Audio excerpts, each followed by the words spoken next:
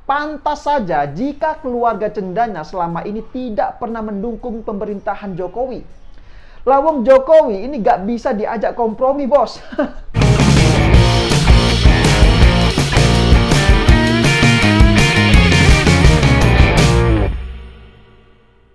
Ya, jumpa lagi dengan saya, Isu Muhammad. Pernah tidak punya pengalaman begini? Kita memberi hutang pada seseorang teman atau siapalah. Tapi saat ditagih hutangnya, sulitnya ini minta ampun. Ada saja alasannya. Katanya yang belum punya uang lah, kemudian belum terima gajian lah, jual tanah belum laku lah, dan lain-lain. Ayo, pernah tidak punya pengalaman seperti itu? Nah, hal semacam ini rupanya tidak cuma terjadi pada kehidupan kita sebagai sesama rakyat jelata. Pihak pemerintah atau negara juga mengalami hal yang serupa. Jadi kemarin ini ada pengumuman dari Satgas BLBI atau Satgas Bantuan Likuiditas Bank Indonesia.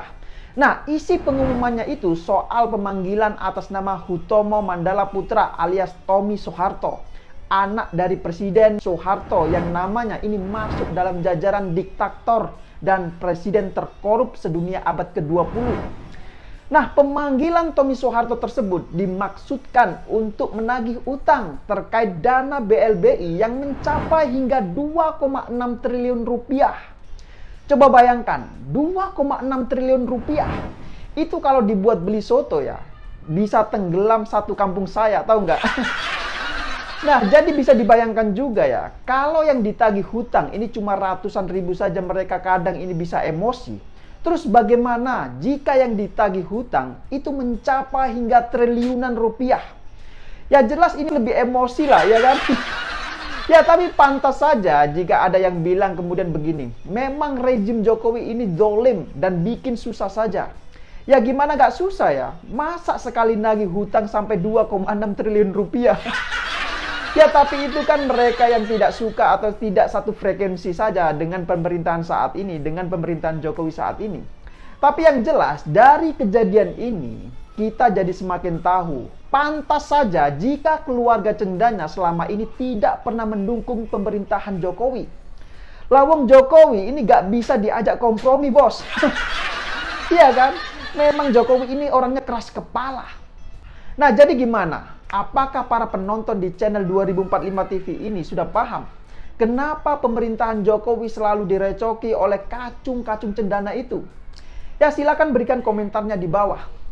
Tapi tahu tidak, sebenarnya bukan hanya soal penagihan piutang BLBI ini saja yang bikin keluarga cendana ini meradang. Sebelumnya, Menteri Keuangan Sri Mulyani juga telah berhasil mengamankan uang sebesar 1,2 triliun rupiah dari rekening PT Timor Putra Nasional milik dari Tommy Soeharto. Nah, jadi ceritanya itu begini. Dulu, Tommy Soeharto ini pernah menginisiasi proyek mobil nasional bernama Timor. Nah, badan usahanya itu dibentuk di bawah bendera PT Timor Putra Nasional atau TPN. Belakangan, proyek Mopnas tersebut gagal setelah ikut dilanda krisis moneter pada tahun 1997. Nah, meski TPN sudah tidak lagi beroperasi, namun perusahaan tersebut masih meninggalkan kewajiban hutang pada pemerintah. Dan Menteri Keuangan Sri Mulyani akhirnya ini berhasil mengejar pelunasan utang tersebut dengan melakukan amanah putusan Pengadilan Negeri Jakarta Utara untuk melakukan pemblokiran uang sebesar 1,2 triliun rupiah di Bank Mandiri. Nah, uang tersebut ini atas nama Timor Putra Nasional milik dari Tommy Soeharto. Nah, pihak TPN sendiri ini sebenarnya sempat melakukan upaya hukum dengan mengajukan PK atau peninjauan kembali yang kedua kepada Mahkamah Agung. Namun pihak Mahkamah Agung ini memutuskan untuk menolak upaya peninjauan kembali yang kedua yang diajukan oleh PT Timor Putra Nasional terhadap putusan PK perkara 118 di Pengadilan Negeri Jakarta Utara, yaitu terkait kasus pemblokiran uang sebesar 1,2 triliun rupiah di Bank Mandiri tersebut. Jadi sebenarnya sudah banyak sekali harta maupun aset-aset yang disita negara dari penguasaan keluarga Cendana. Contoh aset-aset yang telah berhasil disita oleh negara yaitu Gedung Granadi. Kemudian ini ada villa di Megamendung. Dan yang baru-baru ini ada juga tempat wisata Taman Mini Indonesia Indah atau TMII. Nah, dari sekian banyak aset maupun uang yang telah disita oleh negara, menurut kalian wajar tidak jika kemudian ini akan ada perlawanan terhadap pemerintahan Jokowi? Ya wajar lah. Iya kan? Ya jadi jangan heran lah kalau selama ini ada kelompok tertentu atau pengasong agama yang suka demo turun ke jalan menuntut macam-macam. Bahkan mereka ingin melengsarkan Jokowi. Ya memang itu semua bagian dari peliharaan orang yang benci dan merasa kenyamanannya ini diganggu oleh pemerintahan saat ini.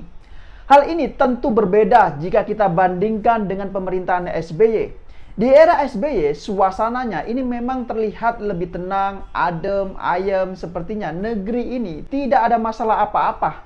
Padahal, masalah di era SBY itu ibarat api dalam sekam yang siap membakar.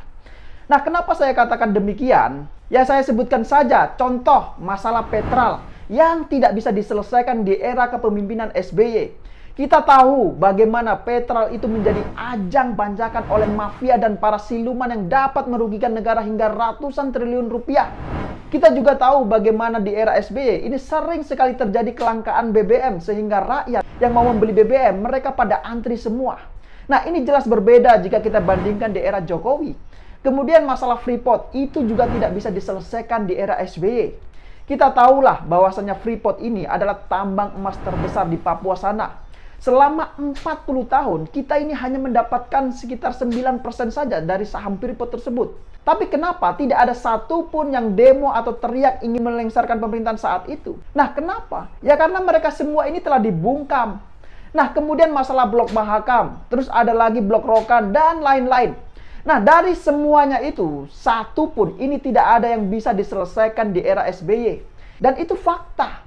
Ada yang bisa membantah. Nah, pertanyaannya, kenapa semua itu tidak bisa diselesaikan di era SBY? Ya, karena itu semua resikonya sangat besar, bos.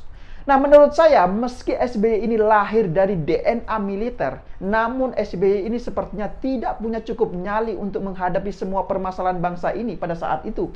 Nah, terus terang saja ya, baru di era Jokowi ini yang berani melakukan itu semua.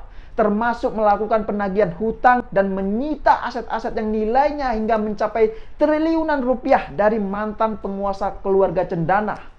Nah, jadi gimana? Apakah sampai di sini sudah paham semua?